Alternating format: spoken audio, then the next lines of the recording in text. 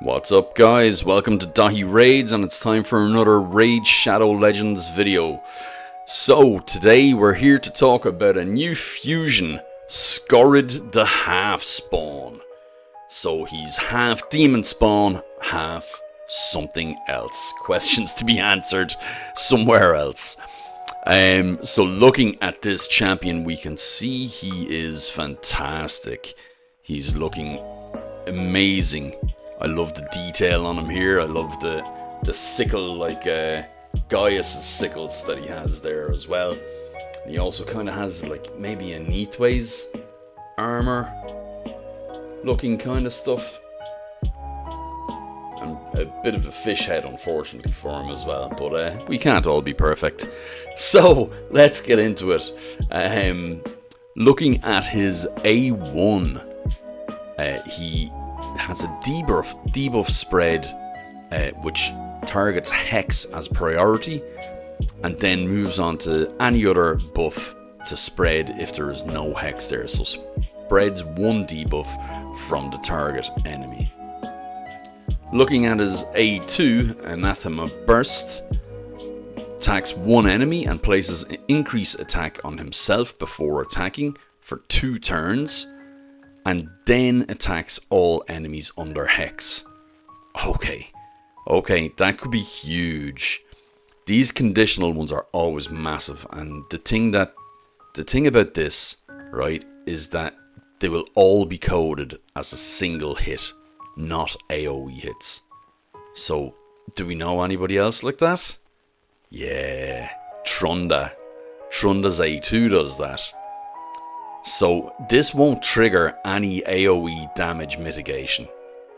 As long as we have Hex up, it's a multi-hitter single hit that hits everybody individually. So no AoE damage mitigation from Duchess, from sets like Defiant, or from Hydra's passive. It also may go through the same damage multiplier manipulation as Trunda's A2, but we can't guarantee that until there's a playtest. And then on top of all that, it also ignores shield for enemies under Hex, which is a nice to have. Actually, that could get you a bit of trouble in Hydra, as sometimes having the shield there allows you to not get killed by reflect damage, but that's only a minor thing and it's not something I'd really quibble about. Placing the increased attack only on himself is a bit dodge for Hydra because it makes him a target for mischief. But let's see what else the kit has before we get stuck on something like that. So the A3 attacks all enemies and before attacking places a Hex debuff. Okay, so it places. So that's really good. So I believe that means you can't weak hit. And I believe that also means you can bypass Poison Cloud, which is really, really good to have. I know Krisk's Provoke is placed, and that does bypass Poison Cloud. So I think that's really, really good and makes him all the stronger for Hydra.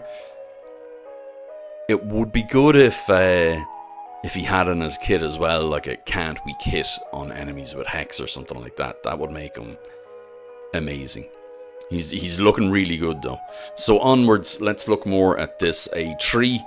So on top of that, it also increases damage, kind of like Tia the Tomb Angel, for every Hex that's out there. So if we're thinking of Hydra and Arena, you have up to 80% extra, because it's 20% per Hex debuff placed. And for wave content, you'd have an extra 100%. Now, here's where it gets spicy. For Spider, you'd have an extra, at max, 220% of damage. That is huge, because you're going to have the Spider and you're going to have 10 Spiderlings. So it's going to be an extra 220% damage, because I don't see a cap on that. Usually when it has a cap, they'll say like an extra 20% for enemy each Hex debuff placed up to 100% or up to 60% or whatever the case may be. There's none mentioned here, so this is uncapped, and Spider's gonna bear the brunt of that. It's not going to be a nice time for Hard Spider. So people are already saying this guy is a Hydra killer. Well, let me tell you, whatever he's going to do to Hydra, he's going to do in spades to Spider Hard 10. So if you're stuck there, then this is your guy. Almost single-handedly, he will deal with Spider 10, I think. I can definitely see it there, especially with what comes next on his kit. So he also has a decent heal for any hex buff that is resisted, of 20% per buff resisted.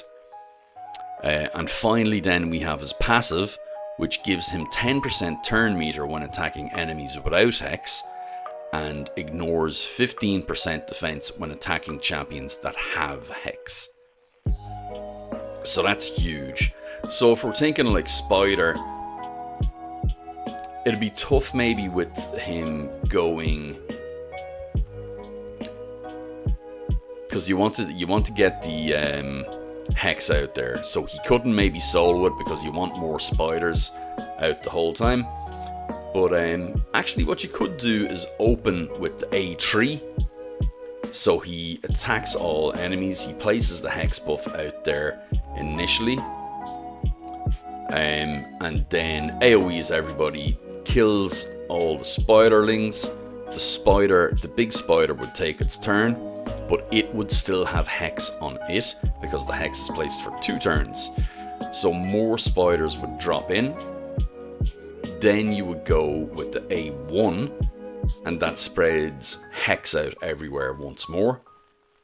So that goes out to all the other little spiderlings then, and then you attack one enemy with the A2, which also increased attacks buffs him, and then he repeats the attack on all other enemies as well, ignoring 15% of the target's defense because they're under hex debuff 2, and wipes everybody out. He also maybe buffs his turn meter by 20% because there would be 2 spiders there that don't have hex on them as well. And that would probably be, you're talking about 3% per spider, so we'll have to work out the maths on that, but you're doing a hell of a lot of damage to the spider just with him alone. That's with nobody else. So all in all, this is a really, really great kit. Very strong for Hydra and Spider Hard.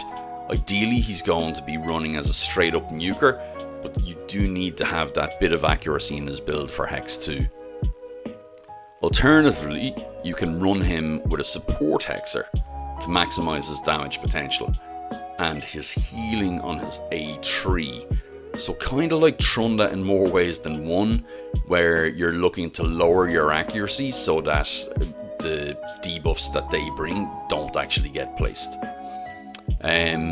So Matrala would be a perfect pairing for him as well, because with his self buff, as I mentioned earlier on, his A2 leaves him open to being a mischief target in Hydra, but with Matrala along, placing her increased attack buffs, it would mitigate that, and she also brings the hex. Not everybody maybe has Matrala, so it depends on your account, but really good pairing there as well. Really good pairing for Hydra, for Matrala.